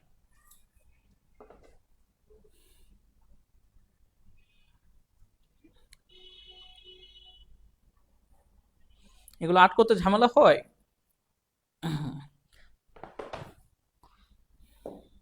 এগুলো তো পরীক্ষা আসবে, আট করা লাগবে। ওকে, দেখেন এর কটা বছর? 1 2 3 4 5 6 7টা। আধা গড় নির্ণয়ে কোন বছরের মৃত্যু হার বিবেচনায় নেওয়া হয় না? আধা গড় পুরো বছরটাকে শুরুর প্রথমটা আর শেষটা এ অনুযায়ী ভাগ করবে। 7টা বছরকে ভাগ করেন, এই প্রথম 3টা বছর, এই পরের 3টা বছর ভাগ করবেন, মাঝখানেরটা বেজর তো এটা বাদ দিয়ে দিবেন, 18 সালেরটা বাদ। তবে যদি 8 বছর হইতো, যে এরকম 14 15 16 17 আর 18 19 20 21, তাহলে কোনো সমস্যা হইতো না, তাহলে আমি কোনোটাই বাদ দিতাম না। কিন্তু যেহেতু 7টা বছর আছে, তাহলে মাঝখানেরটা বাদ। সবসময় কোনটা বাদ যাবে? মাঝেরটা। মাঝেরটা বাদ আধা গড় নির্ণয়ে। যারা এই অধ্যায়ের সৃজনশীল করছেন তাদের জন্য তো এটা ইজি। আচ্ছা, তার মানে মাঝেরটা বাদ 18 বছরটা। আর যদি 9 বছর থাকতো, তাহলে প্রথমে 4 নিতাম, পরেরটা 4 নিতাম, মাঝখানে বছরটা বাদ, পঞ্চম বছরটা বাদ। এরপর আসেন অষ্টম অধ্যায় আসি। অষ্টম অধ্যায় এটা হচ্ছে আমাদের প্রথম পত্রের লাস্ট। বাংলাদেশের প্রকাশিত পরিসংখ্যানের উৎস কয়টি? প্রকাশিত পরিসংখ্যানের উৎস হচ্ছে সরকারি, বেসরকারি, আধা সরকারি। বিভিন্ন বিশ্ববিদ্যালয়, বিশ্ববিদ্যালয় মঞ্জুরি কমিশন, গবেষণা প্রতিষ্ঠান আধা সরকারি। বেসরকারি হচ্ছে বিভিন্ন এনজিও, বিভিন্ন ধরনের ব্র্যাক ব্যাংকগুলো, তারপর হচ্ছে আন্তর্জাতিক সংস্থাগুলো বেসরকারি। সরকারি সংস্থা হচ্ছে বিভিন্ন মন্ত্রণালয়, মন্ত্রণালয় প্লাস বিভিন্ন ধরনের বিবিএস আছে না, বাংলাদেশ ব্যুরো অফ স্ট্যাটিস্টিক্স, এটা। ঠিক আছে, তাহলে বাংলাদেশের প্রকাশিত পরিসংখ্যানের উৎস কয়টি? তিনটি, সরকারি, বেসরকারি, আধা সরকারি। বাংলাদেশের প্রকাশিত পরিসংখ্যানের সরকারি উৎস বিভিন্ন মন্ত্রণালয় এবং বিবিএস, মন্ত্রণালয়গুলো, বাংলাদেশ ব্যুরো অফ স্ট্যাটিস্টিক্স এটা, এবং সরকারি সংস্থা। জানেন তো এই বিবিএসটা, 1974 সালে প্রতিষ্ঠিত হয়েছে। এটা ভেরি ভেরি ইম্পর্টেন্ট। এটা হচ্ছে সবচেয়ে বড় প্রধান উৎস, এটা বাংলাদেশের সরকারি প্রতিষ্ঠানের প্রধান উৎস। এটা BBS, Bangladesh bureau of statistics. এটা 1974 সালে গঠিত হয়েছিল এবং ওই বছরই সর্বপ্রথম আদমশুমারি হয়। সর্বপ্রথম আদমশুমারি কোন বছর হয়েছিল? এই 74 সালে। আর আদমশুমারি কত বছর পর পর হয়? 10 বছর পর পর হয়, তবে লাস্ট করোনার কারণে একটু দেরি হয়েছিল, 2022 সালে লাস্ট হয়েছিল। এগুলো মনে রাখেন, হ্যাঁ, এগুলো কিন্তু আসবে। আমি একদম এক্সপ্লেন করে দেই যেন আপনাদের যেভাবেই হোক ঘুরিয়ে ফিরিয়ে প্রশ্ন পারেন। ব্যান্ড বেস কোন মন্ত্রণালয়ের অধীনে করা হয়? এটা হচ্ছে আমাদের শিক্ষা মন্ত্রণালয়ের অধীনে। শিক্ষা মন্ত্রণালয়ের অধীনে ব্যান্ড বেসটা প্রকাশ করা হয়, শিক্ষা মন্ত্রণালয়ের অধীনে। এটা একটু মুখস্থ রাখেন, এমসিকিউতে আসে। হ্যাঁ, ব্যান্ড বেস। বাংলাদেশে পরিসংখ্যান ব্যুরোর পরিসংখ্যান বিষয়ে কার্যক্রম কি কাজ করে তারা? বাংলাদেশের পরিসংখ্যান ব্যুরো বিবিএস, তারা কাজ করে আদমশুমারি নিয়ে, জাতীয় আয় নিরূপণ নিয়ে। কৃষি শুমারি নিয়ে কাজ করবে হচ্ছে কৃষি মন্ত্রণালয়, কৃষি মন্ত্রণালয়ের কাজ, এটা বিবিএস এর কাজ না। তাহলে এটা দরকার নাই। বাংলাদেশে পরিসংখ্যান ব্যুরোর পরিসংখ্যানিক বিষয়ে কার্যক্রম হচ্ছে আদমশুমারি, জাতীয় আয় নিরূপণ এবং গৃহ গণনা, এসব কাজ করে।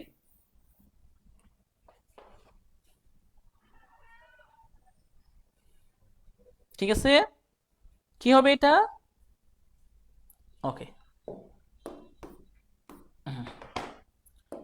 বাংলাদেশের প্রকাশিত সরকারি পরিসংখ্যান ব্যাংক এবং বিভিন্ন ধরনের মন্ত্রণালয়গুলো, আর হচ্ছে ব্যুরো বিবিএস। বাংলাদেশ পরিসংখ্যান ব্যুরো 1974 সালে গঠিত হয়েছিল। যদি বানানটা মনে না থাকে একটু দেখেন ইংলিশে, কালকে যদি আসা পরে।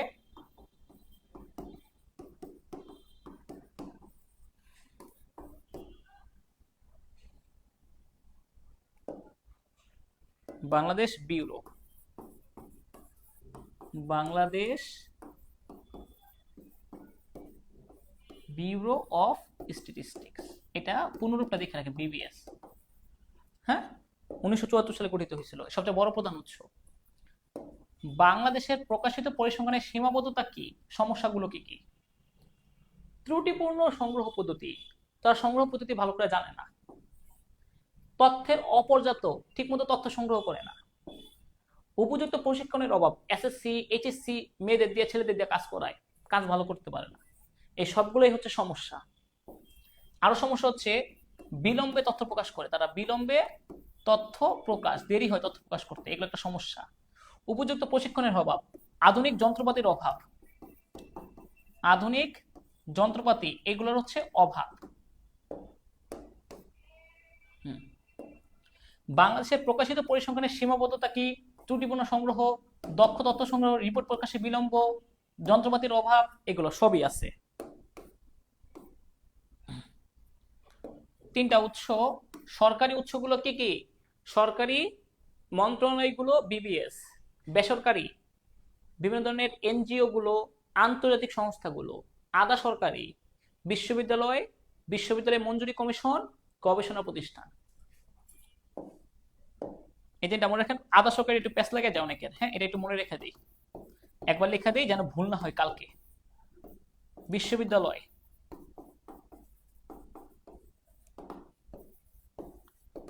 গবেষণা প্রতিষ্ঠান, বিশ্ববিদ্যালয় মঞ্জুরি কমিশন,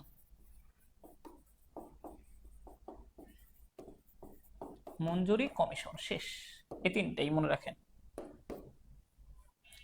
বাংলাদেশের প্রকাশিত পরিসংখ্যানের সরকারি উৎস, এই যে এটা বারবার এটাই আসে। আর বিশ্ব ব্যাংক হচ্ছে বেসরকারি, আর বিশ্ববিদ্যালয় হচ্ছে আধা সরকারি। ব্যানবেস একটু আগে যেটা বলছি সেটাই শিক্ষা মন্ত্রণালয়ের অধীনে। ওকে, একটু ধৈর্য ধরেন, আমরা জানি আমরা একটু বাদ দিয়ে আসছিলাম, কয়েকটা এমসিকিউ বাকি আছে এইখান থেকে। ভেরি ভেরি ইম্পর্টেন্ট প্লাস কঠিন। পরিঘাত, পরিঘাত, বঙ্কিমতা, সূচালতা। যারা একটু পারেন না শুধু এইটুকু অন্তত মনে রাখেন। পরিঘাত দুই প্রকার, বঙ্কিমতা দুই প্রকার। অন্তত এইটা মনে রাখেন, একটা এমসিকিউ কমন পেয়ে যাবেন। সূচালতা তিন প্রকার। ক্লিয়ার? ওকে, প্রথম 10টি স্বাভাবিক সংখ্যার দ্বিতীয় কেন্দ্রীয় পরিঘাত। সূত্র হচ্ছে দ্বিতীয় কেন্দ্রীয় পরিঘাত কিসের সমান? ভেদাঙ্ক সমান। ভেদাঙ্ক, দ্বিতীয় কেন্দ্রীয় পরিঘাত ভেদাঙ্কের সমান, মানে যে সিগমা স্কয়ার। দ্বিতীয় কেন্দ্রীয় পরিঘাত ভেদাঙ্কর সমান, এবং এটা বিস্তার পরিমাপে ব্যবহার করা হয়। বিস্তার পরিমাপে ব্যবহার করা হয়, এগুলো সব মাথায় রাখেন। ওকে, এটা কিসে ব্যবহার করা হয়? বিস্তার পরিমাপে ব্যবহার করা হয়। দ্বিতীয় কেন্দ্রীয় পরিঘাত ভেদাঙ্কের সমান, সূত্র হচ্ছে এটা।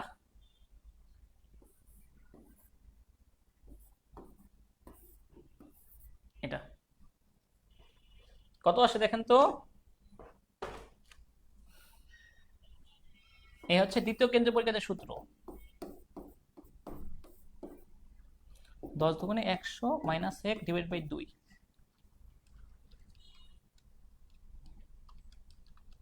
ওকে, সরি একটু মিস্টেক হয়েছে।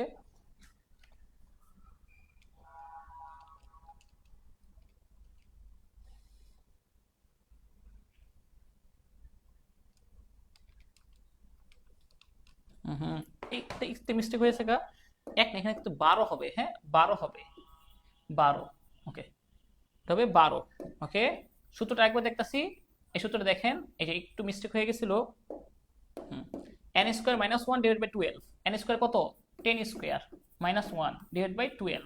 দুই তো হচ্ছে ইসের জন্য, ওই যে স্বাভাবিক সংখ্যার গড়ের জন্য।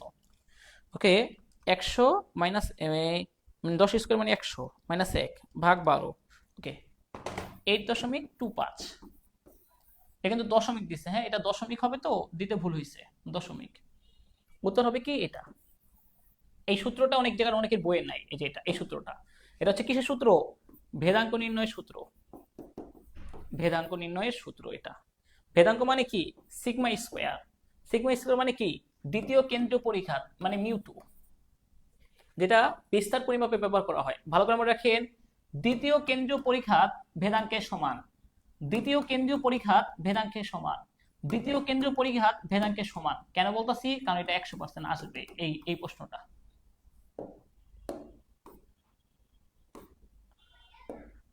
দুই হতে মাপা প্রথম 3টি পরিঘাত, 3টি। হ্যাঁ, দুই হতে মাপা মানে আধা, এটা হচ্ছে কাঁচা বা অশোধিত। কোনো কিছু থেকে মাপা হইলে সেটা অশোধিত হয়। দুই হতে মাপা অশোধিত পরিঘাত, প্রথম 3টি পরিঘাত, মানে mu prime 1, mu prime 2, mu prime 3, 8। বলছে কি গাণিতিক গড় কত? সূত্র দেখেন, গাণিতিক গড়ের একটা সূত্র আমরা জানি, mu prime 1 is equal to x bar minus a. Mu prime 1 is equal to x bar minus a, এটা মুখস্থ রাখেন। এটা এমসিকিউ আসবে 100%। এটা 100% আসবে। কিভাবে করবেন দেখেন, মিউ প্রাইম 1 এর মান কত? 1। এক্স বার মাইনাস এ, এ হচ্ছে কত থেকে মাপা? 2 থেকে মাপা, 1। তো এটাকে এই পাশে নিয়ে আসেন, সুতরাং x bar is equal two 3। কত হবে? 3। ওকে, এরকম অঙ্ক আরো কয়েকটা দেখাচ্ছি, তাহলে আস্তে আস্তে ক্লিয়ার হবে।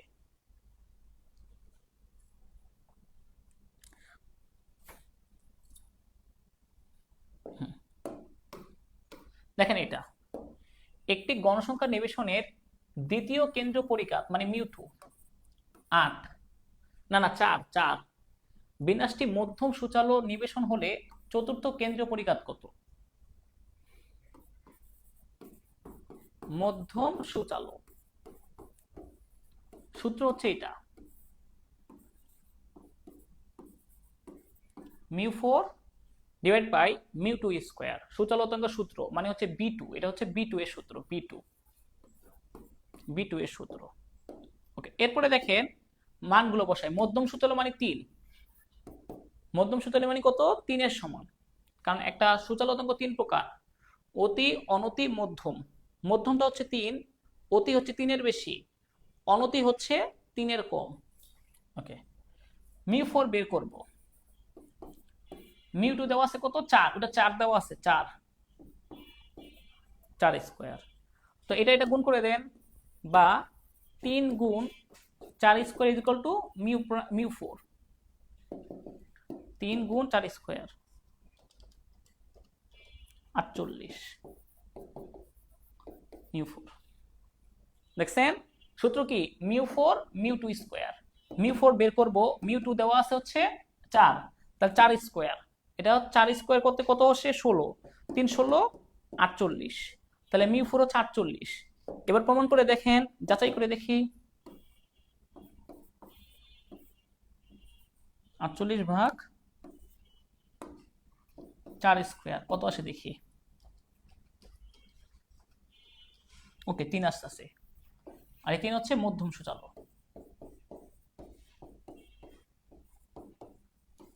একটু যারা ভালো শিক্ষার্থী তারা একটু দেখেন, যারা মধ্যম তারা একটু দেখেন, যারা দুর্বল স্কিপ। 1 মিনিট দেখেন।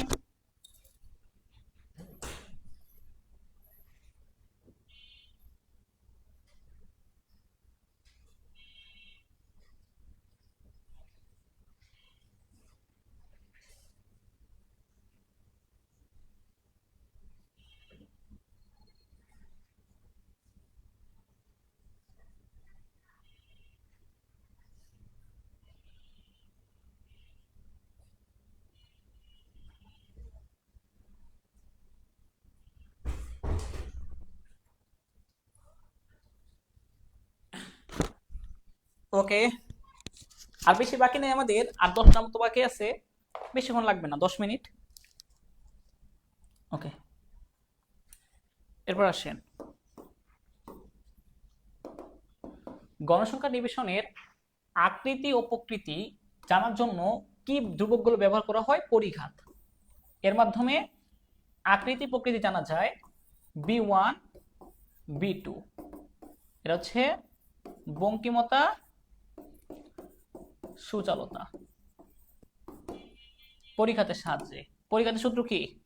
প্রত্যেকটা মান হতে যে xi মাইনাস গড় বা যে কোনো একটা মান ডিভাইড বাই n এরকম তততম ঘাত 7 হতে মাপা প্রথম কাঁচা পরিঘাতের মান 5 হলে গাণিতিক গড়ের মান কত? ওকে, 7 হতে মাপা প্রথম কাঁচা পরিঘাত। ওকে, 7 হতে মানে হচ্ছে a সমান সমান 7, কাঁচা পরিঘাত মানে m prime 1 is equal two 5। তাহলে গাণিতিক গড়ের মান কত?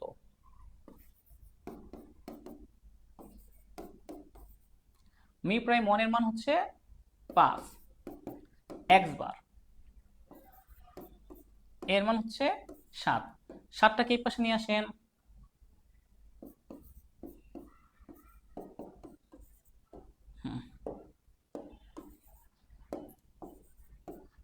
5 আর 7 x বার। ওকে, এই হচ্ছে আমাদের উত্তর।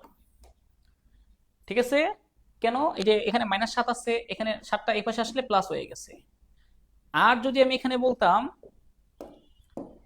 -7 হতে মাপা প্রথম কাঁচা পরিঘাত 5 হলে গাণিতিক গড় কত? Okay, mu prime 1 is equal to x bar minus a।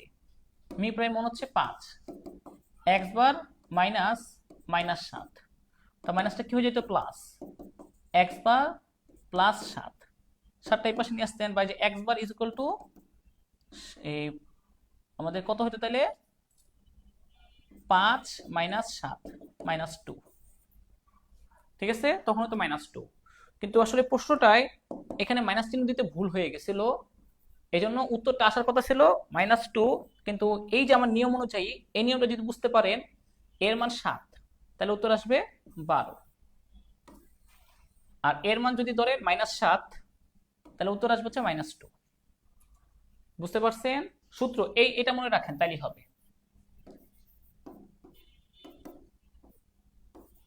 X bar minus এ হচ্ছে কত থেকে মাপা, আর এটা হচ্ছে মান দেওয়া আছে, এটা বের করতে বলে। এটা এমসিকিউর জন্য প্রযোজ্য, এটা শুধু এমসিকিউর জন্য আসে। তারপর আসেন, কোন তথ্য সারি দ্বিতীয় কেন্দ্রীয় পরিখাত কিসের সমান? ভেদাঙ্ক ভেদাঙ্কের সমান। এটা বিস্তার পরিমাপে ব্যবহার করা হয়, এটা হচ্ছে মিউ2। এটা কখনো ঋণাত্মক হতে পারে না, এটা ঋণাত্মক হতে পারে না। এটা কালকে আসবে 100%, কালকে এটা আসবে, মিলাই দেখেন প্রশ্ন পাওয়ার পরে। কেন্দ্রীয় পরিখাত হচ্ছে মূল হতে স্বাধীন কিন্তু মাপনের উপর নির্ভরশীল। হ্যাঁ, এটাই সত্য। না না, মূল হতে স্বাধীন এক, কিন্তু মাপনের উপর নির্ভরশীল। আবারও বলছি, কেন্দ্রীয় পরিমাপ হচ্ছে মূল হতে স্বাধীন কিন্তু মাপনের উপর নির্ভরশীল। 5-এর সাপেক্ষে প্রথম দুটি পরিঘাত 1 ও 5। আমরা বলছি মানে 5-এর সাপেক্ষে, 5-এর সাপেক্ষে প্রথম পরিঘাত মানে মিউ প্রাইম 1 কাঁচা পরিঘাত হচ্ছে 1, মিউ প্রাইম 2 5। তো এটার গড় কত? একটু আগে যে সূত্রটা বলছিলাম, আমরা জানি mu prime 1 is equal to x bar minus a. তো মিউ প্রাইম 1 এর মান কত? 1, এক্স বার এর মান হচ্ছে 5। ওকে, এটা এই পাশে নিয়ে আসেন, এক্স বার, সুতরাং 6। এটা উত্তর হবে কত? এক্স বার 6, কারণ এই মাইনাসটা এই পাশে আসলে প্লাস হয়ে যায়। এক্স বার মানটা বের করছি, মিউ প্রাইম 1 এর মান তো দেওয়া ছিল 1, আর এ হচ্ছে 5 হতে মাপা 6। আশা করি বুঝতে পারছেন। হ্যাঁ, তথ্য সারির দ্বিতীয় কেন্দ্রীয় পরিঘাতের মান কত? দেওয়া আছে mu prime 1 is equal two 1, mu prime 2 is equal two 5। তাহলে দ্বিতীয় কেন্দ্রীয় পরিঘাত মানে মিউ2, সূত্র হচ্ছে mu prime 2 minus mu prime 1 square. Mu prime 2 মানে কত? 5 মাইনাস 1 স্কয়ার 4। এটা হচ্ছে আমাদের দ্বিতীয় কেন্দ্রীয় পরিঘাত বের করার সূত্র, mu prime 2 minus mu prime 1 square. এটা হচ্ছে সূত্র। সূত্র মুখস্থ নাই তাহলে আফসোস করতে হবে এই অধ্যায়। একটি গণসংখ্যার রেখা যদি বাম দিক উঁচু, ওকে দেখেন এই যে বাম দিক, এটা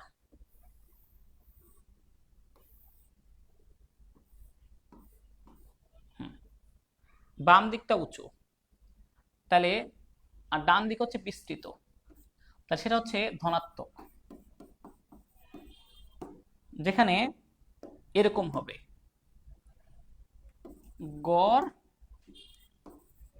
তারপরে মধ্যমা, তারপরে প্রচুরক। ওকে, সব গড় সবচেয়ে বড় হবে। আরেকটা হচ্ছে এরকম,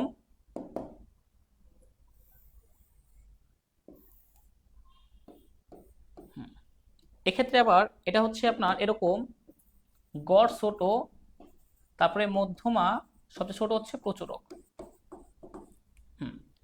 মানে সবচেয়ে বড় হচ্ছে প্রচুরক। যদি গড় ছোট হয় তাহলে ঋণাত্মক বঙ্কিম। ওকে, এটা হচ্ছে আমাদের গড়। এখানে হচ্ছে আপনার গড়ের সূত্র হচ্ছে এক্স বার, এটা মধ্যমা, এটা হচ্ছে প্রচুরক, আর এখানে হচ্ছে এটা এমও, এটা এমই, এটা এক্স বার। এক কথা মনে রাখবেন, গড় বড় ধনাত্মক, গড় ছোট ঋণাত্মক। তাহলে উত্তর কি হবে? ধনাত্মক বঙ্কিম। বাম দিক উঁচু হলে ধনাত্মক বঙ্কিম।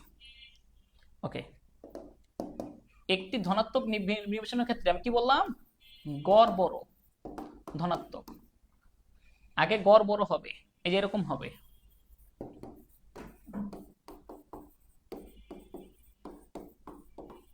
ক্লিয়ার? ওকে, আর মনে হয় লাগবে না। বঙ্কিমতা কত প্রকার?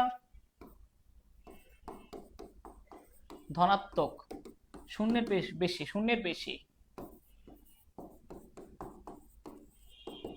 শূন্যের কম, শূন্যের সাথে তুলনা। হ্যাঁ, বঙ্কিম নিবেশনের ক্ষেত্রে গড় মধ্যমা প্রচুরক সমান হয় না।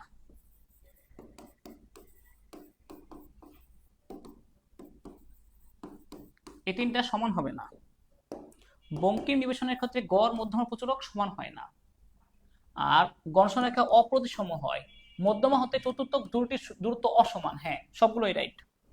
এগুলো বুঝাতে গেলে একটু সময় লাগবে, তো অনেক। আপাতত লেখা দিচ্ছি সবগুলোই, কারণ এখন এটা বোঝানো সম্ভব না যে মধ্যমা হতে এই যে এটা এমই মাইনাস কিউ1 যতটুকু ব্যবধান, এমই মাইনাস কিউ3, এই দুইটার ব্যবধান সমান হয় না, দুইটা দূরত্ব অসমান হবে, এই দুইটার ব্যবধান সমান হয় না। এখানে যদি বেরোবে 5, এখানে বেরোবে 4, উল্টাপাল্টা বেরোবে। একটি গণসংখ্যা নিবেশনে সুষম হবে কখন? সুষম তার মানে হচ্ছে বঙ্কিমতা শূন্য, শূন্য, এটা B2 হবে। হ্যাঁ, β2 = 3 সুষম, আর B1 = β2 মানে হচ্ছে সুচালতা। গড় মধ্যমা সমান সমান প্রচুরক, তিনটা সমান হবে। গড় এই তিনটা সমান হবে কিসের ক্ষেত্রে? সুষম হইলে। বঙ্কিমতা 0, সুচালতা 3, গড় মধ্যমা প্রচুরক সমান। ওকে, আর ঋণাত্মক বঙ্কিমতার ক্ষেত্রে গড় ছোট। হ্যাঁ, গড় ছোট, এটা হবে না, এটা ধনাত্মক, এটা ধনাত্মকের ক্ষেত্রে।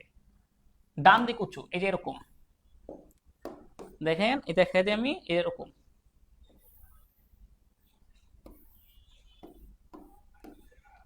এটা হচ্ছে ডান দিক, ডান দিকটা উঁচু ঋণাত্মক, এটা হচ্ছে ঋণাত্মক বঙ্কিম, আর গড় ছোট হবে। শেষ। আর আছে না, এটাই লাস্ট। μ2 25, μ3 20, μ4 কত 2200। নিবেশনটি হবে কি? ওকে, আমাদের সুচালতা বের করে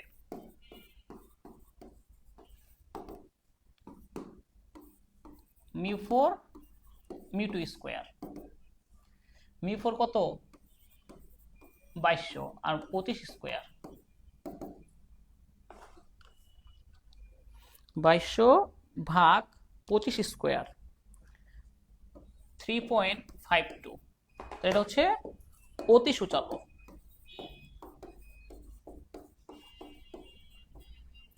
ওকে, অতি সুচালক, এটা হবে কি? অতি সুচালক।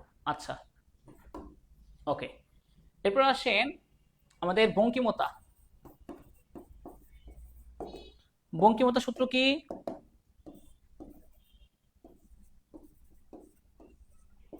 রুট, এটা μ2 কিউব রুট পুরো μ3। ওকে, 20 স্কয়ার আগে দেখি μ2 25 power cube, 25 power cube root over answer. Okay, না, এটা হচ্ছে 0.2, এটা আমাদের আসছে ধনাত্মক।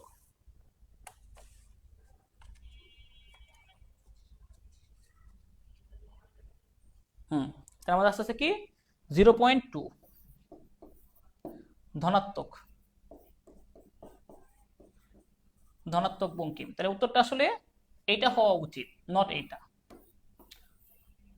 β2 মানে হচ্ছে অতি সূচালো আসতেছে, আর বঙ্কিমতার সাথে গিয়ে আসতেছে এটা ধনাত্মক, তার ঋণাত্মক বঙ্কিম তো হবে না, উত্তর হবে খ। যা এমসিকিউ করাইছি এর বাইরে কিছু লাগবে আর?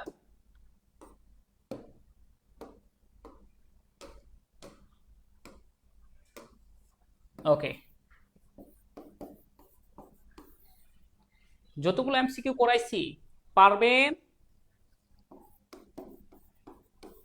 আমি একটা এক্সাম নিব, হ্যাঁ এক্সাম নিব এমসিকিউ উপর রাত্রে, যে কার কি অবস্থা 25টির উপর test. Okay, best of luck. আজকের ক্লাস এখন এইটুকুই, পরে ক্লাসে ঘোষণা দিচ্ছি 10টা বাজে, নেক্সট ক্লাস 10টায়। আজকে এইটুকুই, আল্লাহ হাফেজ, আসসালামু আলাইকুম।